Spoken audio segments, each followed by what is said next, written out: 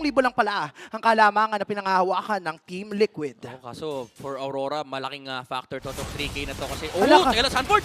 Okay, -1 ngayon ang TLPH Universe nila. Universe. Sabi nyo na Aurora, kailangan ng habulin ng Lord sila. Glorious Patrick Edward. ginamit na. Habang si Edward Zone naman, yung Lord, kanina mapumatay, Lord! Oh! Nice!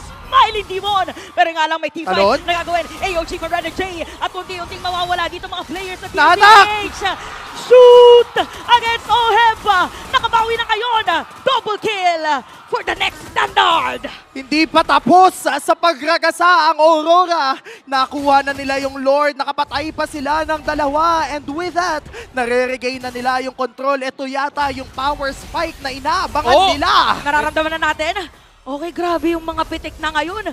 Grabe na yung mga paniki ni Yue. Hindi pa sila tapos, may Lord pa na mamamark sa baba. Ang ganda sana ng idea ng TLPH. Nakita nila ginamit yung Shadow Kill. Wala ring Quad Shadow si Demon Kite. Pero yung zone ng Aurora naging enough para ma-dissuade si Carl Easy dito na i-burst yung Lord. And umabot pa si Demon Kite. Saka nakakita naglalakad na Hayabusa na nanakaw ng Lord. Parang kalmado lang siya doon, pero siya pa din yung nakakuha ng Lord, pero nagsimula. Si Demon kahit si Sanji ang unang babagsak, hindi pa sila tapos! AOG, sakto sa ilan na Tori. Patay dito, 4 na players na TLPH. That's it. And that's it. Wipe out for Aurora. Sabi nila, hindi namin papayagan na magkakaroon kami ng 1 doon sa loose. And happy Saturday, everyone! Game number 3, Aurora! This